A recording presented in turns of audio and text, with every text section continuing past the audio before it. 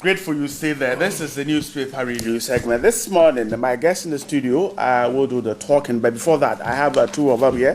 Ghanaian Times President-elect assures chiefs of role in governance, and also smiling President Mahama urges all to support new government, the incoming and outgoing president. The beautiful smiles on the front pages of the Ghanaian Times. And then pay increase for president and others.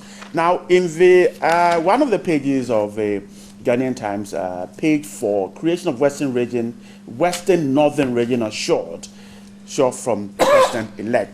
Daily Graphic, Hamatan, disrupt flight, pictures of some passengers who couldn't travel because of yesterday's poor visibility.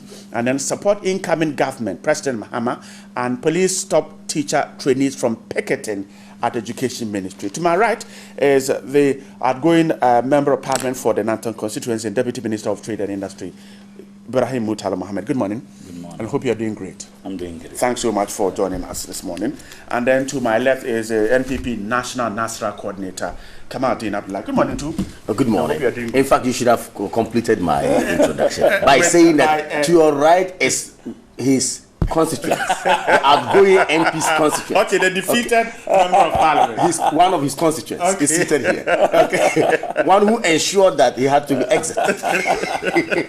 I never knew you were taking credit for my defeat. No, why not? Why? I should take credit. I told you. I see. Clearly here that look, you are not up to the task, and that we will show you the exit. Why? If I wasn't, if I wasn't up to the task. You see, when I took the seat from the MPP, I didn't make the kind of noise. It doesn't matter. It doesn't matter. But like I have said, I was not defeated by MPP. I have said it time and again. It was an internally inflicted defeat, and at the appropriate time, I will tell my story. Right. What I only know is that if it wasn't the will of Allah, I don't think it would have happened. Absolutely, right. And I can tell you one interesting interesting story. When I lost the elections, sometime around 2 a.m., when myself and my boys at that time, and I said, look, let's all understand that in an elections you go in with two things in mind: you win or you lose. Even you are very confident and absolutely sure that you would win. But trust me, and I will tell him if he knows. Before I went to cast my vote, when my boys and everybody had prepared for me to come sit in my car and I will go cast the vote, I performed ablution and I performed 2 rakahs and I prayed to Allah that if winning was good for me, He should let me win. But if winning was not good for me, He shouldn't. I am telling you the naked truth. So when the thing happened, and I know the kind of work I have done, he can testify to that. I know the kind of leadership I have demonstrated. So when the results came and it happened, I just said Alhamdulillah. And maybe if you want me to repeat, can I finish? Immediately after he lost, the following day, apparently before the election, we were in plane together, going to Tamale. We had serious arguments regarding, either he's going to lose or he was not going to lose. Now, point was that we were going to lose it or we were not going to unseat him. After he lost, the following day, I promised him one thing. I said, look, I'm going to invite him to come home to my house in Tamale and let's enjoy food together. So I called him and he quickly picked. He said, my brother, God has given it to you. Don't disturb me. But you know what? Frankly speaking, and I'll be very honest. That's the beauty. I watch Arsenal match and Arsenal is defeated and I'm so hurt. I'm an avowed Arsenal fan. Right. But frankly speaking, ever since I lost the elections up to date, and I'm not being pretentious, it hasn't occurred to me once. I wasn't happy, but I wasn't hurt. Because when I prayed to God, I was convinced my prayer was answered. Because with the kind of monumental... That has become a cleric this morning. But you know me. I am a student of Islamic jurisprudence. Yes. When that thing happened, when I prayed and I sat in the car and then I went and cast my vote. So when the results started trickling, and those things happen, even though I have reason, but I just say that, look, if it wasn't the will of Allah, it won't happen. It won't happen. I could have won the elections and the next day you attended Mutale's funeral. Anything can happen. So I just knew that, look, Richard Nixon once said when he lost the U.S. elections in the 1960s, he said, a man is finished if he quits. All right. But a man is not finished. I'm surprised at the U-turn this morning. No, you remember Murtala? No, I'm ready. Because the battle Murtala was telling us that, look, who were blackmailing God when we kept on saying that God was the one I who never goes told keys you to that. leadership. He told me that. Come on. No, I said, he told me. Oh, And now no, we're blackmailing no, God. Today no, he's talking. He's talking. Okay, enough of that. I never said you're blackmailing. I only said. I'm happy you have come home. No, I only said. Let's move on. But God makes. I never told you. I only said. I only said that you now know that the battle was the I think we Lord's, should get to the not substantive the matter. courts. We continue saying it. We have continued. All right. It's like we're blackmailing God. Let's get to the Ghanaian Times this morning. Page 4, creation of Western Northern region, Western North region assured. President-elect Nana Addo Dankwa Akufo-Addo has reiterated his commitment to creating a Western North region, hinting that the process will be completed by 2018. By the time of the next District Assembly elections in 2018, all the constitutional and legal procedures would have taken place, and the referendum that the Constitution calls for is going to take place together with the exercise, he said. The President-elect made this declaration when he visited the Western Regional House of Chiefs on Tuesday. He was there to thank the chiefs for their support and prayers. Come on, let me start with you. Now, this is a reality? Absolutely. Why not? First of all, let me say good morning once again to our cherished viewers. Good morning to my brother Mutala. And I guess this cough should leave him because but he needs to. Whether it's, but you know the Hamatan. I know. Sometimes, he had to defy the Hamatan to go into a very heated election, which didn't see him. So no wonder he's coughing.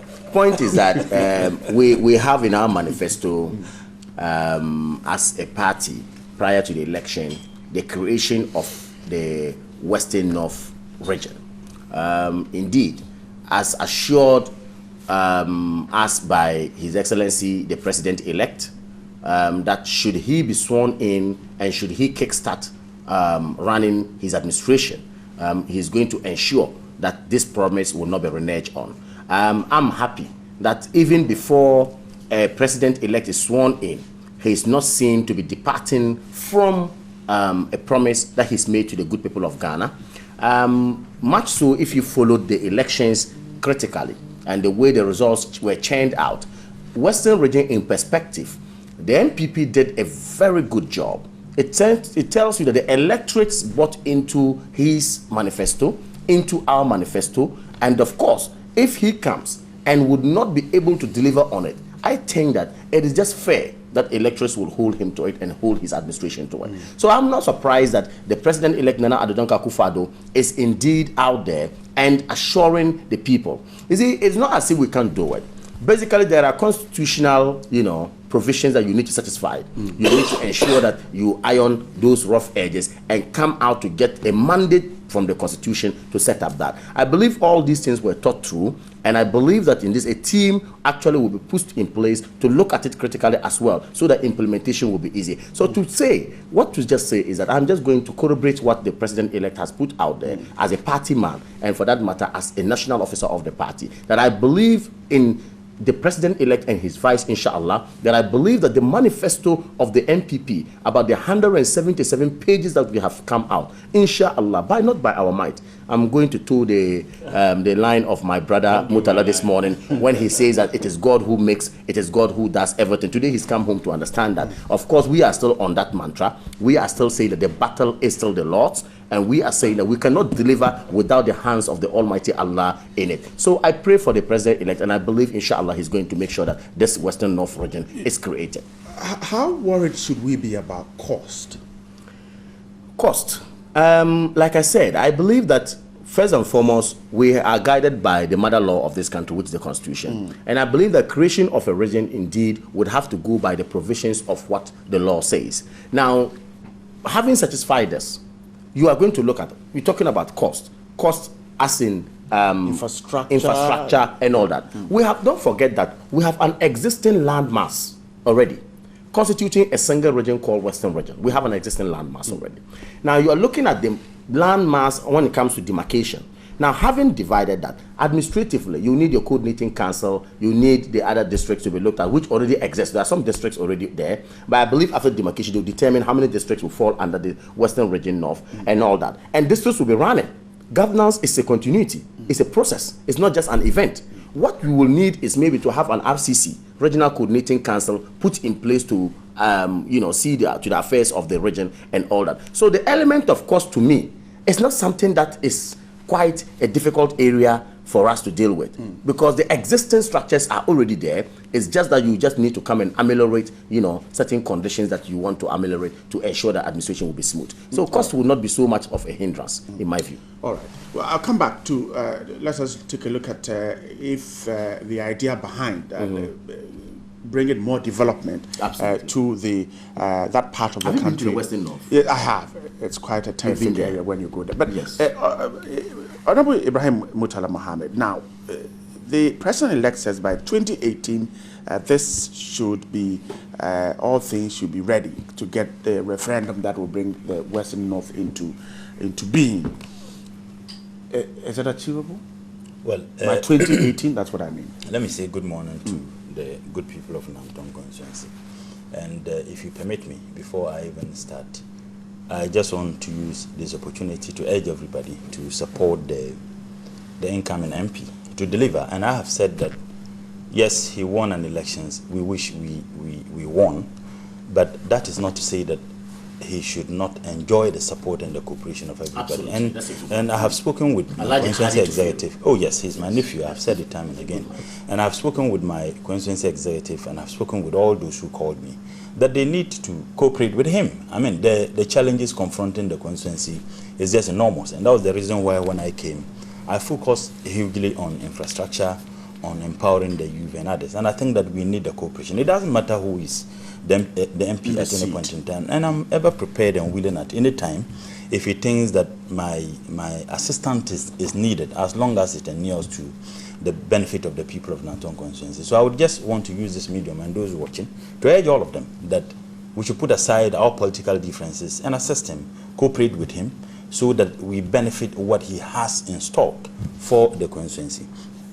Let me say that the good people of this country are watching the MPP. We would measure the MPP's performance, one, on competency, because it was a mantra. We would indeed demand responsibility. We would demand accountability. We would demand transparency. And we would expect them to deliver on the promises with which Ghanaians were hoodwinked into believing those lofty promises that they made. By the way, they have started backtracking on a lot of the promises that they made. How? And I'll tell you. They've started backtracking. Maybe probably my good brother is not following. You have my good friend, Honorable Aprako, who publicly stated that the issue of one district, one factory is something that will be a difficulty to achieve. He has stated that publicly.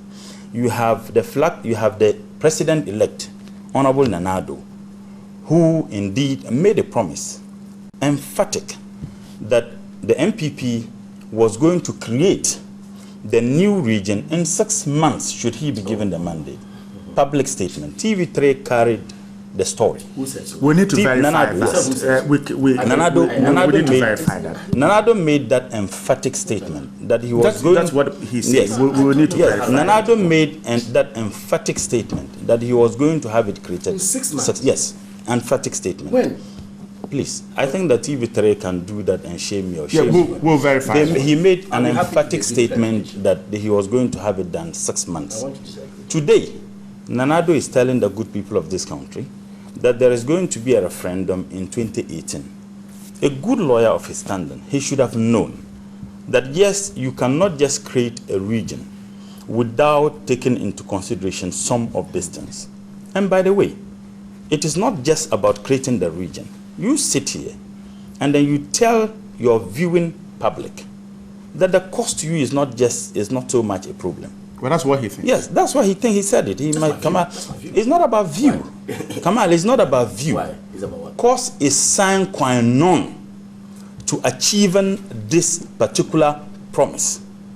Cost is the most important aspect. If it is about creating regions, anybody can create more regions. It's not so. But you need the resources to be able to create the region. And that is why, even when you are, please, you need money. it's not only area, you need to have unit councils, you need to have unit committees, you need to have area councils. And by the way, said, I am a student of local governance, and I did extensive work on that. It is not just about the land.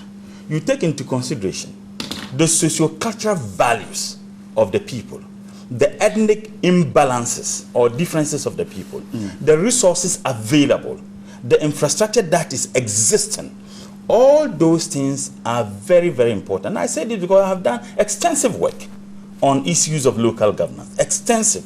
Now, so if you want to do those things, all these issues are very important. And in fact, in some instances, those things would even prevent the speedy execution of that particular idea. I'll give you a classical example. The northern region is the largest region in Ghana in terms of landmass. Now, if you want to travel from one end of northern region to another, it can take you one whole day. Assuming you want to travel from Bunkurgu to Sola, if you don't take time, you spend over 6 hours. And he knows, if you want to move that distance.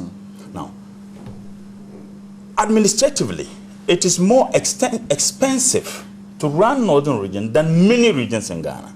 Administratively. Because of the landmass. Yes, the landmass. Now, if you have programs and you want to bring people from the other parts of the region to Tamale, then you cannot be expected to do that within one day. So usually you'd have to spend 2 days or more, because people would spend almost a day or more than half a day traveling to be able to get to Tamale. Now, so what it means is that they would have to get to Tamale, you would have to accommodate them, and then you can do the things you want to do the next day. And by the time you finish, they may not even get transport to their destinations. So you end up spending 3 days. And when you spend 3 days, what it means is the cost of even executing the very thing you could have done one day in Accra or in Kumasi or in other regions, you end up spending 3 days. So if you spend 3 days, what it means, you would have to accommodate people at least 2 days. And that is why I say administratively it's extremely difficult to be able to run. Cost of administering the region, even distances, the time you spend, all those things are factors you take into consideration when you want to create. And even if you look at the local government, the Act 462, the Act itself is cognizant of the fact that you need to strengthen all the structures at the local governance level. It's not just about creating a regional coordinating council. It's about looking at all those factors. And in fact, in creating them, you take into consideration not only landmass, you take into consideration the ethnic differences, socioeconomic conditions, the cultural values of the people. For example, if you want to create that region, and you have this ethnic group that sits on the other half of the region, yet they have certain cultural practices, and the land falls in the other region that you carved out. Now, if they were part of Western region, but this place, they go there to perform, if you like, sacrifices and cultural values. In the carving out, if you are not careful, you carve out that particular portion land into the other side. There will be huge difficulty. And again, you can find ethnic groups that would live here and they have their cemeteries at the other side. It will be extremely difficult. Or again, you'll have people, one ethnic group, one tribe. And in Ghana, we live in a country where we have different types of ethnic groups. Even within one major ethnic group, you have differences. Take the Akan, for instance. You have Sechu, you have the Bunus, a whole lot. You take even Northerners. If you take the Gbewodos who are from the Gbewa clan, you have the Gumbes, you have Mampursis, you have Nanumbes, you have Konkombes, you have that. So when you are creating all those things, and I can tell you, they may even be more difficult to be able to appease those people and let them understand that it doesn't still matter. You can have these people sitting there, and then you have the region. So is this to suggest that it can't be done? No, I'm saying it can't. I'm saying that it's a very complex issue. That I'm coming to you in a minute. So it is not just about the referendum. Right. You must be able to iron out all those differences before you come out with even the referendum. He says 2018. You were earlier referring to the promise he made. A promise that he says, well, of course, he says that it will happen in his first 6 months in office. Fantastic. If he is elected. This is the purpose of statement he said by that, the way. By 2018, this could be done. But I'm saying, perhaps taking a look at what you have just said about these complexities. I am happy. You have seen this.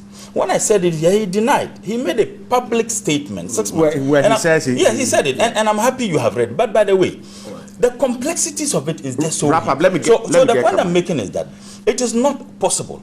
It is possible. But to be able to give a timeline, even 2018, referendum is where the people of this country, or if you like, the region decide, and it yes, in this case, it will be done by the exactly region. The region decides that yes, we really agree that they should go ahead. But before that conclusion or that position is arrived, you should be able to iron out all those nitty-gritties I am talking about, which can be done. Which is extremely complex. But it can be done. It can, but I'm saying that what Nanado needed to do and what the MPP needed to do was to tell us that, look, we can start the process. We are hopeful that we'll be able to do ABCD. I want to believe that a serious opposition party, for them to have captured that in their manifesto, and for them to have made it a campaign promise, reiterated time and again, they would have taken into consideration all those factors. He is aware that the proposal to divide northern region is over 2 decades now. And yet not done. And he knows something that myself and we can't say on TV. One of the reasons why we had difficulty in going forward. You have a lot of ethnic groups in northern region. You have paramountcies that are located in different parts of the region. Now, if you divide it, parts of the land of one paramount chief will go into the other region. So those are the complexities. Let me get Kamal to come in and see if perhaps the party. First of all, he raises the issue that you're beginning to backtrack, and then again he's talking about the fact that the complexities are so many that it would take more than just 2018. You need that time to deal with it. Very, very interesting, submission by my brother. Anyway, he choosing to go into nitty-gritties or details. I think to allay his fears, it is important I let my brother understand that when you read Article 5 of the Constitution of the Republic of Ghana thoroughly, he would come to appreciate that all these things that he's actually mentioned or spoken about is indeed catered for by the Constitution already. Right. Clearly, what the President of the Republic of Ghana, wait a minute, it's I'm telling you the concerns you've raised. I'm just telling you, ensuring that if you have a constitution, you don't divide ethnic. I just want to go through. I'm coming. I'm saying that all the matters that he's raised, which he deemed essential and critical in the formation or creation of a region, okay, of course, it's already catered for by the Constitution. And I'm saying that. Look, wait a minute. I'm not supposed to read. I just referred you to. I just referred you to Article 5. You are allowed. Oh, Mutala. No, you're not reading for me. You are reading for your listening and viewing public. Honorable, who may not have constitutions with them. Just read. Honorable Mutala, my outgoing MP for Nanton. Please listen to me. My outgoing MP for Nanton, listen to me. You see, I'm saying that you have raised issues of complexity. Issues of whatever, tribal differences, territorial differences in terms of paramountcy or chieftaincy, jurisdictions and all that. And I'm saying, what the Constitution seeks to do is to first of all allow for a petition to be brought to the President, okay, by maybe citizens of the area that the area that they want the region to be created. Okay. Now, when the petition arrives, President is supposed, wait a minute, to discuss with his Council of State. All these things have been catered for. However, the second leg also is that if the President of the Republic of Ghana, even if he's not petitioned, deems it that, no, it's fit for this area to have administratively, to have another region, or it's fit for us to merge 2 regions, not just creation. We could decide that Upper West and Upper East, let's merge it. Hitherto it was upper regions, and we had Upper West and Upper East now later on being created by the Rawlinses administration. Okay, now today in the Western North we have Western region, and now if today they said okay, let's divide it again, we can say Central region and maybe say for example Eastern region, let's merge it. It depends on the factors. A commission of inquiry ought to be put in place. What are the terms of references of this commission of inquiry? Of course, he is a law student. I'm aware that he's gone through the studies of law and all that. He knows that, of course, the president, after constituting a commission of inquiry, will be given the terms of references. All these concerns my brother has raised, making it look like it's so difficult, it's something that is unachievable. will be addressed by the Commission of Inquiry. Okay, so all the concerns will be addressed. The point is that if the Commission of Inquiry finishes and arrive at their job, which I believe, inshallah, is going to be done in good faith, having been done in good faith, presented to the president, the referendum he's talking about will come to the tail end of it, where the president will say, okay, I have heard this report, it has been satisfied that yes, XYZ ought to be done and is going to be done. These are the factors that we are going to look at. Electoral Commission, look at the referendum and look at how it's going to be held. So I'm saying that, look, let's allay the fears of the doubting Thomases and tell them that, look, this can be done by the procedure or the process that has been spelled out in the Constitution. And unless somebody worry about the time frame. Now time. I'm coming to that one. He talks about time. He says there's some story which says that Nana Addo Akufo-Addo, the president-elect, at a point in time earmarked 6 months to create a new region in the northwestern region. Of course, I think you said you had verified it. Did you? This and I don't know what another source. What did you read? From another source. Respectfully, what did you said TV3 is going to verify.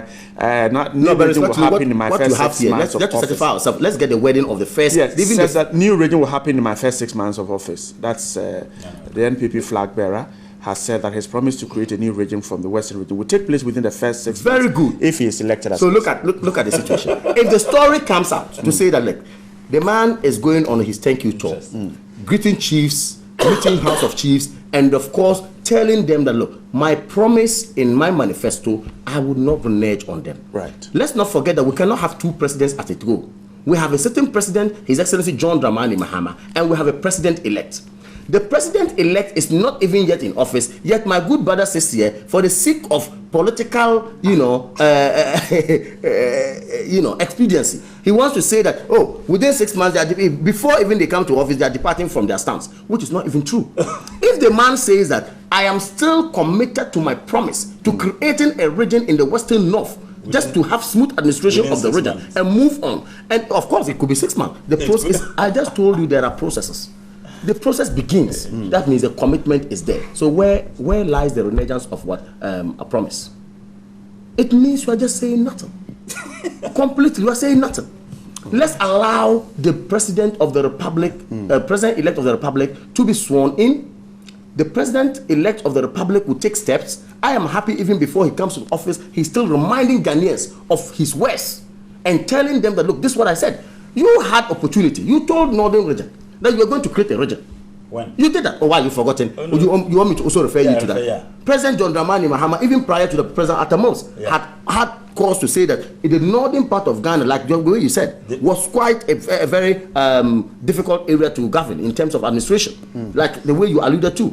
You people said you were going to create it. You spoke about creating... That's 6 months. Yeah, look, not 6 months, but you spoke about creating a region in the northern part of Ghana, another region. Have you been able to do it? No. Have you been able to do it? So that's why we talk about reneging of what? A promise. That's why you say you have failed the people of the northern part of Ghana. You could not do it. But we have told you we're going to do it. We've come to mention it again, assure you again, and you have a problem, you say, within 6 months. And I just told you that, look, go to Article 5 and get the process. Inshallah, I know Nanado is going to do it. Okay, I think that we have a responsibility as panelists to inform, educate your people and entertain. I get the sense that my brother is just entertaining. He's not actually informing and educating. No, I'm being serious. And I'm going to read. Let's get serious. Oh, I'm going to read. Always attach some of these issues to seriousness. I'm going about this. Thank you. I'll still make my point. I'm going to read Article 5 of the 1992 Constitution, which he made reference to, and I think that people would make, their own conclusions. Contrary to what I said. Oh, please, just me read. Subject to the provisions of this article, the president may, it's about 8 by constitutional instruments, A, create a new region, B, alter the boundaries of a region, or provide for the merger of 2 or more regions. Then you come to clause 2. If the president, upon the petition being presented to him, and on the advice of the Council of States, is satisfied that there is a substantial demand for A, the creation of a new region, B, the alteration of the boundaries of blah, blah, blah, blah. Where has that said anything about the detailed information I provided and said? Please. Continue reading. I beg you, continue reading. That's why I actually... Talk about where Commission of Inquiry ought to be set up. That's why I said that was the process. No, it's not. It's still not. It doesn't answer the issues I raised. It doesn't. It does. Can I finish? It doesn't. Said, when I premised my statement by saying that I am saying this as a student of local governance. And by the way, I did an extensive work on it. Extensive, honestly, extensive work on it. I'm saying that all those things, it's a difficult commission of inquiry, commission, commission and petitions have got absolutely nothing to do with some of the issues I raised. Can I finish? Can I finish? So, yes, but I think that's why I said. That's why I said we shouldn't only entertain; we should inform and educate. Well, you are you see, if you don't know. the what is demanded, even in the Act 462 of the local government Act, we have what we call in fact, part of the articles of good governance. We can talk about 8, critical of them, and that is why at the Department of Planning and Tech, our lecturers will tell us that the challenge we have in Africa and many developing world is that we implement before we plan. Part of the processes of planning to be able to create a region is to build consensus, to have a huge participation of community, the very people for whom that region or district is going to be created. And I said that you should have resolved all those things before even a petition is done. You should have. Now so, you see, so and his assurances that all this will be dealt with. No, I'm coming. You're not convinced about. Listen to me. You raised certain points and you said you asked me. It will be done. Said you asked me whether it can be done. I said it can. However, you need to have all those things done. And I gave examples, and I'm surprised he felt that they were not even necessary.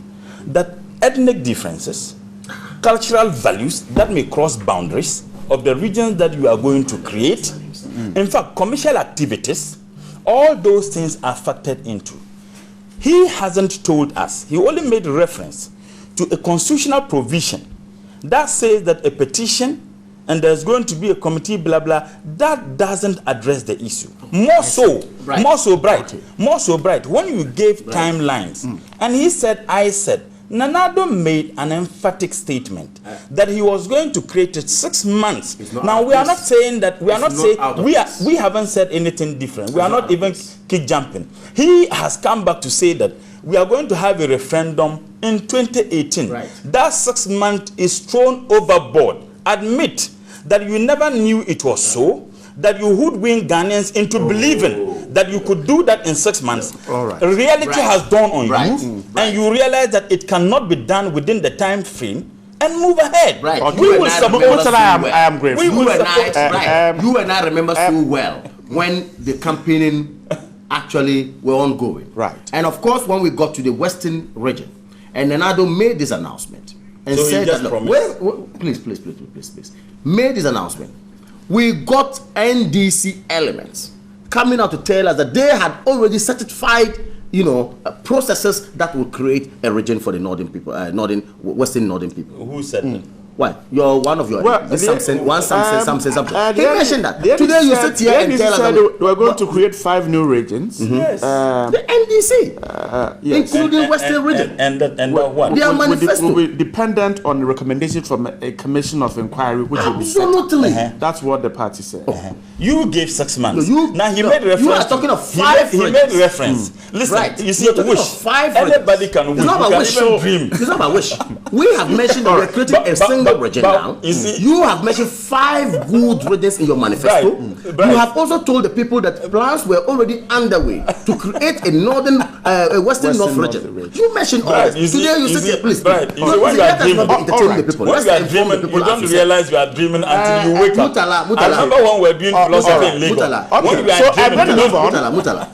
Stop entertaining people. It's important. You see, you should be in a sober mood now. I'm surprised you want to be hyper. After all this, I think my reference to is the after all this problem. All right, let's stay with the Ghanaian Times now. President is urging all to support new government. Yesterday, he met the Catholic Bishops' Conference, and where he urged the conference or the clergy to support the incoming government, because he said it was necessary for the success of the new administration. It will benefit all Ghanaians, irrespective of political, ethnic, and religious affiliations. According to President Mahama, Ghana is bigger than any personality or political party. And he goes on and on and on. And he says that the outcome of the election was a choice of God, saying the voice of the people is the voice of God. I inherited a peaceful and stable country, and I'm happy that I'm handing over a very peaceful and stable nation to my successor, President Mahama said. That's the meeting with the Catholic Bishop Conference. Ibrahim Mutlama, let me start with you. But President Mahama urging support for the incoming government. Some have commended him for his show of statesmanship.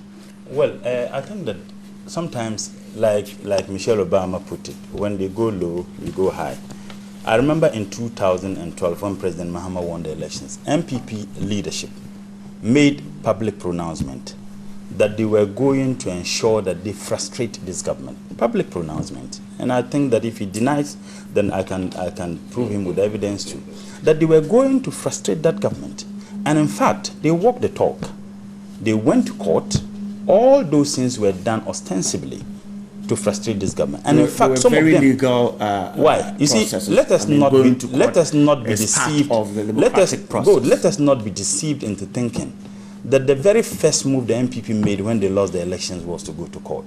They went on the street, vandalized vehicles that had JM posters on them, assembled at Circle. And when they realized that that was not going to help, the going to court was an afterthought. And in fact, when they filed their petition at the court, they held a press conference and threatened everybody, including the justices of the Supreme Court and the justices of this country. So let us not be deceived that what they first did was law-abiding citizens, protectors of democracy of government, protectors of the democracy of Ghana, as they want to portray. They didn't go. The going to the court was an afterthought. So let's leave it. Let's not be deceived into thinking that the very first thing they did was that they went to court. But it is not wrong. Please, they went to court. I am saying that. That's what we want to I am clear. saying that we should not just commend people for going to court on the basis of that alone after they vandalized vehicles that were captured on camera, vehicles that had JM posters on them, assembled at is it Opera Square, at Circle, speeches upon speeches, threatened everybody in Ghana. And when they realized that Ghanaians were not going to allow them to do any harm to our young democratic process, they had an afterthought going to court. But by the way, President Mahama has demonstrated absolute patriotism and his commitment in defending and safeguarding the integrity of our democratic process in this country. I premise my statement by saying that I was calling, in fact, I called on my constituents after I have spoken with a lot of them, that they should cooperate with the gentleman who defeated me in an elections, because the interest of Nanton constituency is bigger than me. And that is precisely what President Mahama has done. A lot of our colleagues have actually demonstrated the call by His Excellency the President, calling on our constituents to cooperate with people who have won for the good of this nation. Why didn't they do that? Why? He is saying that it doesn't matter who won. The will of God was what happened. And we have a moral duty and a responsibility. But one thing, let no one be deceived into thinking that we will not demand accountability, we will not demand competency, we will not demand transparency, we will not demand unabatedly the fulfillment of the lofty and numerous promises that were made by the NPP. We will demand those fulfillment. And I can assure you, whatever you feel, if anybody ever use all the adjectives, deluded into thinking that we're just going to sit down and allow them to do what they want to do, then they may be in the land of their dream. You don't think the opposition has a No, role to we play have a moral- in that's what I'm achieving saying. all these promises? That is what we have started playing. Right. That is why we have started calling on people, and His Excellency the President says everybody should cooperate with the President-elect, and God's willing, he will be sworn in on the 7th of January. We will give our absolute cooperation and assistance as and when it is so needed. However, we expect them to fulfill the promises they have made. And in fact, we expect absolute competency from them. We will not tolerate ineptitudeness. But your party promised to promised several things. I'm not sure you were able to fulfill all of them. Well, and that is the reason why we fulfilled a lot of the promises we made. We did. So if you come back and say that, give us more time to fulfill the promises. You remember when we won elections in 2008, and then in 2009, I remember under Prof. Mills, when we began telling the good people of this country what they bequeathed to us, you know what Nanado's response was, and the MPP? Fix it. Right. So they would have no reason to justify their ineptitudeness on NDC. So even if you have left the country with a debt of about 110 billion, your response is that we should reduce the debt. We said these things, what they bequeathed to us, and they said fix it. Nanado himself, the president-elect, and the MPP told us fix it. They would hear fix it. The people of this country are not interested in stories. If they were interested in stories, I don't think that they would be demanding the fulfillment of the promises they made. We do know that their plans are that let's blame our problems on NDC. The Ghanaian electorates are now sophisticated. They demand results. They demand responsibility. They demand accountability and transparency. And they demand what they touted so much, competency. And I know that it won't take long. The good people of this country will know which political party are more competent than the other. I'm grateful. So we demand that from them. I'm grateful. So President Mahama is urging support for the new government. I think before we go there, it's important that we put on record that clearly what you read on the portal concerning the 6 months time frame that is purported to have been issued by President-elect when he was a candidate is very much untrue. Very, very much untrue. Okay. I have just done my checks and I've looked at it. Again, my good brother keeps on. Wait a minute. No, my good brother, I have my source. I have just done my checks. Okay. So you're just saying it's untrue? I am saying that it's very much untrue. The interview was conducted on Sky Power radio station when he was in the Western region. You can call for the audio and listen to it. Okay. Nanado never gave a time frame on it. That is a palpable lie. Okay, so now let's continue. Wait a minute. Let's continue. You see, you talked about. You are speaking about elections and post-elections posture or posture of His Excellency the President of the Republic of Ghana. I commend him so well. I have no problem at all. He's proven to be a gentleman. But let's not forget that he's not the first president, okay, to have conceded, or he's not the first candidate to have conceded defeat in our democratic dispensations from 1992 till date. Why? How many years did the President Rawlings sit on the throne? Of course, when it got to time for him to move and then allow democracy to continue, he did the same. You are newfound. Okay, we continue. President Kufuor came for 8 good years. When time came for him to exit and let it move, he did the same. We have had series of this. So this is not new. That's all you're saying. Of course, it's not new. All right. Listen. We are all controlled but him urging by support the for the new rules administration isn't also new. It is a good thing. Shouldn't we be commending him because just behind our noses in Gambia, a president has conceded and again and says that no, I don't believe. Do you remember before the elections, President-elect now had cause to issue some or to deliver some message on the media, especially I think it was on GTV or so. And he called on the sitting president politely to, as a matter of fact and as a matter of patriotism, show that love for Mother Ghana. Should he lose the election, why not?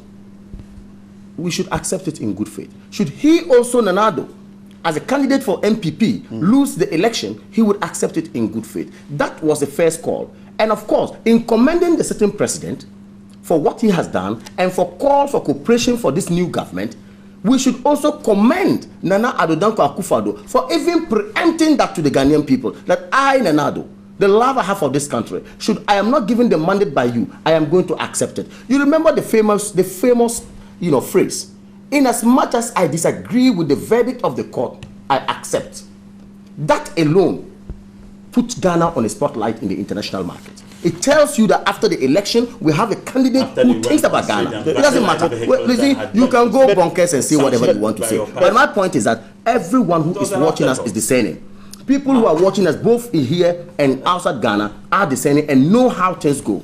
I'm saying that after the election, Article 63 and 64 of the Constitution of Ghana allows you, if you think you have a problem with the election, you proceed to court with a petition.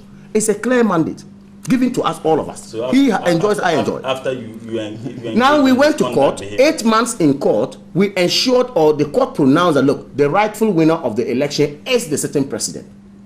In as much as I disagree, I accept. This is a mark of a statesman. This is a man who indeed believes in the rule of law. And move on. You can use all your propaganda. Look, one thing I want you to understand. One thing I want you to understand is that for over 2-3 years, you embarked on this propaganda.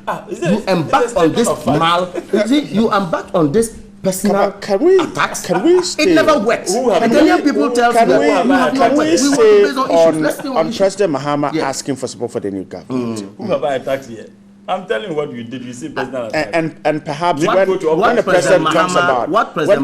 president talks about support, what kind of support, for instance, are you expecting from the opposition now, the ruling government? I expected that if the president of the Republic of Ghana is calling for support, and when you also look at Act 845 or so, which talks about the transition, clearly it tells you that when an incoming government is in the office and there's an outgoing government, we should all show good faith in making sure the transition is fair and square and accepted by all. Today, as we sit, there are appointments ongoing by the sitting president who is calling for cooperation. I'm not saying it's against. I'm not saying he's not the president. Yes, that's legitimate. Wait a minute. I'm not saying it's not legitimate. He has the right to appoint. You see, that is why he has done law. And he understands what the positivists say about law. Wait a minute.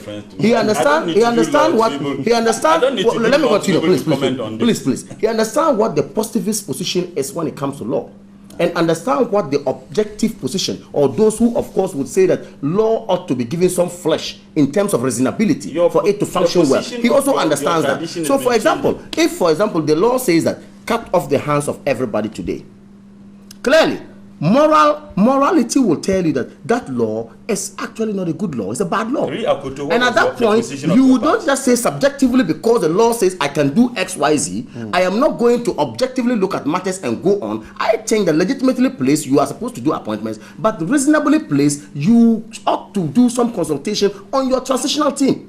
Let us understand ourselves. I'm not saying it's the government. What were you expecting the president to do in the But the president hasn't done this, and today he's coming out in the media to tell us, let's cooperate with this, let's do X, Y, Z, let's do this. What were you expecting the president to do in the appointment? I expected the president, after going to inaugurate jointly, after co-chairing the transitional team with the incoming president, okay, and saying that, look, Ghana ought to be on a pedestal or a certain pedestal that will inure to the benefit of all, and saying that we all have to ensure that Ghana has a smooth transition.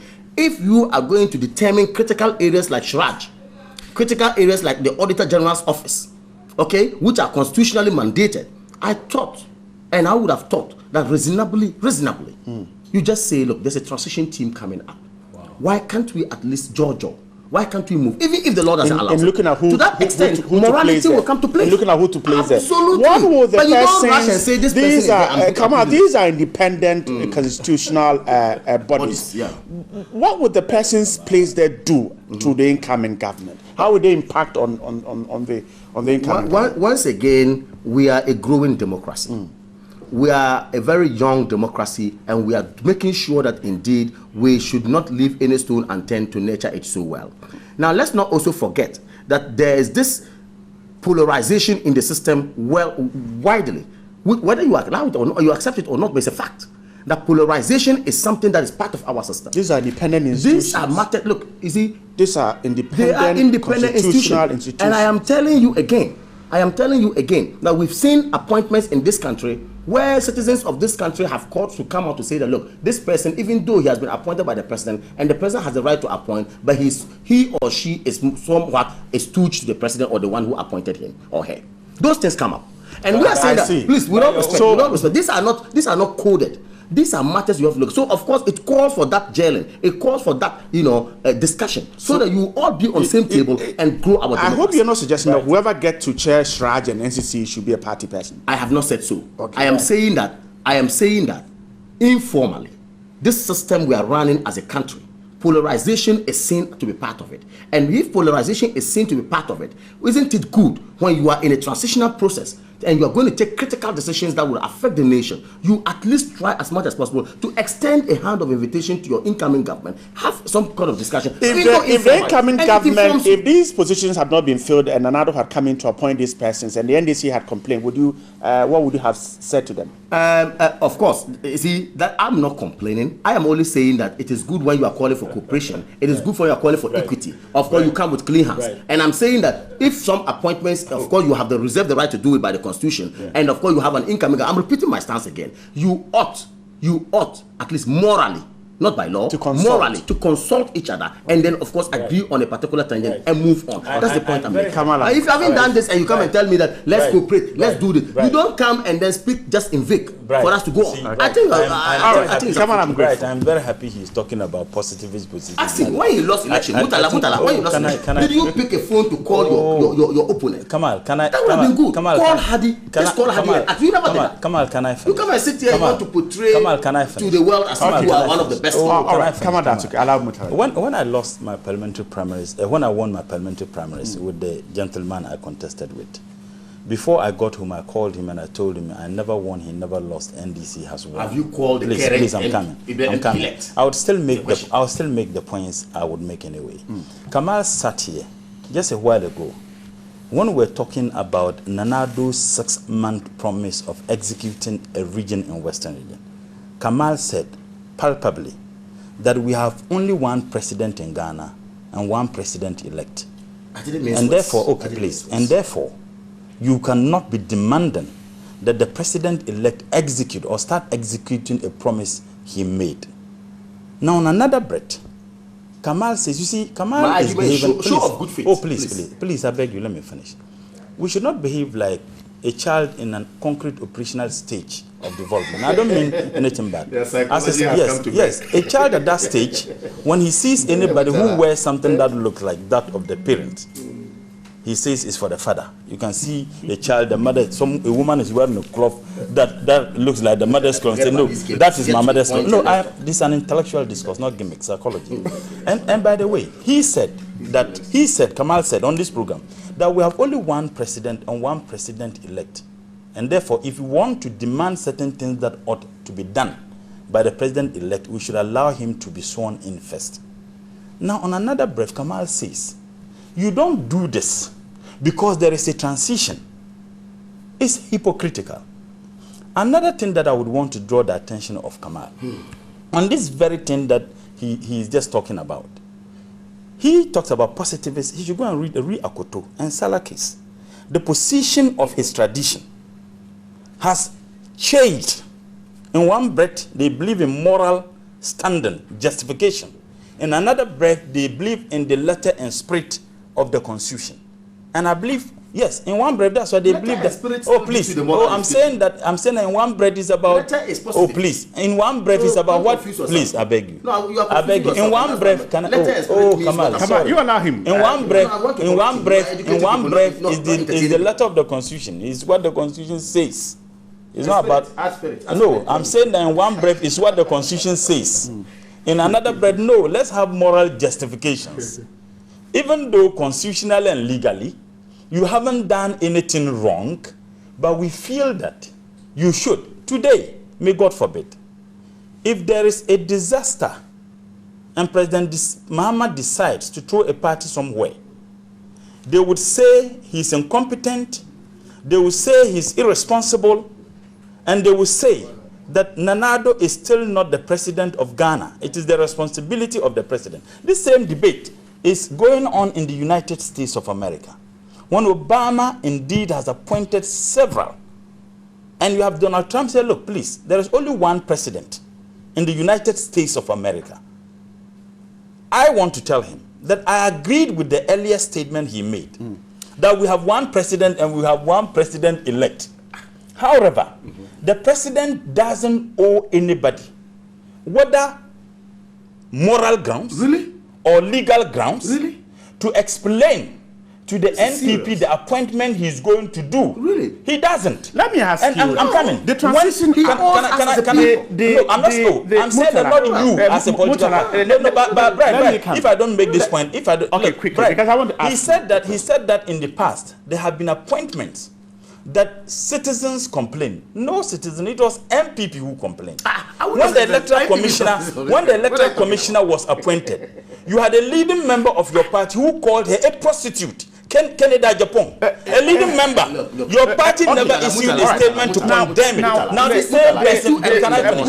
Let me come in. I beg you, just 30 seconds. No, I get you to 30 seconds. I'm going to get it to finish, but I'm asking you a question. That the Transition Act allows the president to make handing over notes, and we're told that under the act, the handing over note should also include all his activities and decisions before he hands over on January. But that 7. You see, the Supreme law. Have been, I'm coming. The Supreme law of the land is the Constitution. And any law that is in contravention. So who determines that? I'm coming. Oh, the Constitution. Who determines the contravention? I'm saying that the Constitution, any law that contravenes, even a clause, becomes no law. Yes, it becomes null and void. I'm coming. Is it Mutala or can I make this point? I beg. Yes, when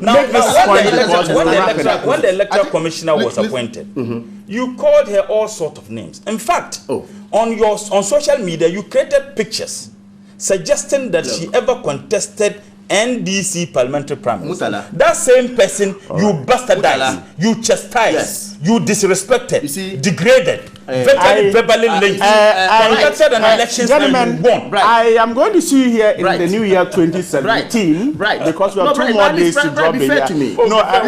At the tail end of my brother's submission, he delved into triviality. No. That's why we won't go there. That's why we won't go there. Because I'm going to give you. He has told the whole world that he doesn't even appreciate the processes that are embedded in our constitution. No, that's why we don't want to. That's why. All right, gentlemen, that's why I don't want us to go there. No, since gentlemen, okay, the man is completely anemic. Don't let me pull off your microphone. Let's wrap up the show. You are very anemic. Let's wrap up. Who said that the tradition of the party cannot necessarily? All right, I am grateful, gentlemen. Kamal and Ibrahim, I am grateful. Since I'll be seeing you here in 2017. Just 30 seconds. Wish your supporters, your community, your constituencies, your institutions Happy New Year. Because I think first of all, I want to wish Mutala a very happy and prosperous New Year in advance. He is a brother. He will continue to be a brother. However, I will urge him to call his MP elect Alhaji Haji Tufero on phone to congratulate him and for a good job done. I also would like to wish the president elect and his vice so well, their spouses and all that, and the entire MPP fraternity, and in fact Ghanaians, because not just MPP votes, all Ghanaians came out to vote and ensured that we had a peaceful one, and we ensured that we had, of course, a choice for change.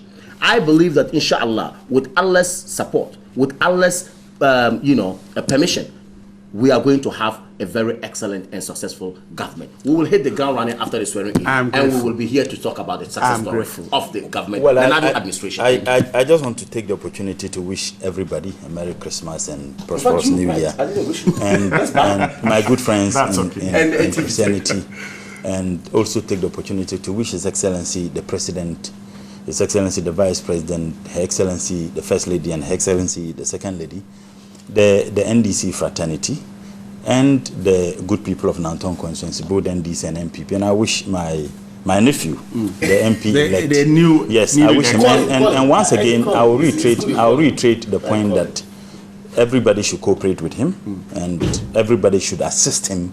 I pray and I wish that the vision that I had for the constituency, the projects that we have executed, thank God that we have completed the elections. I quoted Richard Nixon, and I thought that you appreciated what the statement he made. It fell on deaf ears. Maybe I didn't want to listen. No, I can understand I can understand your limitations. Richard Nixon once said that a man is finished if he quits, but a man is not finished if he fails. Permit me also to wish Nanado the president-elect, and and my brother, Dr. Baumia, the Vice President-elect, and their spouses. And we can assure them that we wish Ghana well. His Excellency the President has demonstrated that we would never have a plan secretly or openly or make public pronouncement to frustrate the administration. We hope that they are able to fulfill the numerous promises they made. But one thing we can assure them, that would demand accountability, would demand accountability, would demand transparency, would demand competency, that all the promises they made, they should never be thinking that there will be a time we'll give them a briefing space in fulfilling those promises. We demand those promises. I can assure NDC, and it's important, Bright, I made this. We lost an elections as a party, and I have said on some platform that we all must take blame, we all must take responsibility, particularly those of us who were appointees of government. We all, consciously or unconsciously, probably failed the NDC and failed the government. We need to admit that, yes, we had a responsibility, and I have no doubt in mind that we will bounce back. And it wouldn't take long. The people of this country will have a true appreciation. After the Gombes have a proverb. The Gombes have a proverb. Right? I have great. When he was testing I'm wrapping the up. Gombes have a proverb that is important. I'm not sure. No worry, you know the meaning of that. It means what? No worry, you know Tiba Bangda. It means what? You cannot determine how fast a horse can run if you use one horse. Okay. You must use two horses. That's why they show you an example. So you'll be a very good Yes, and I opposition. conclude with the hadith of the whole prophet. That's why I voted that you out. Ana Hashim Wallahu huwal Mot. That man proposes and God disposes. I am grateful. Disposes. We propose. Ibrahim Murtala Mohammed is the outgoing member of Parliament for the Nanton constituency and the Deputy Minister of Trade and Industry. Kamadin Abdullahi is the NPP's Nasara National Coordinator. Gentlemen, grateful for your time. We wish you a great new year. We'll see you in the new year.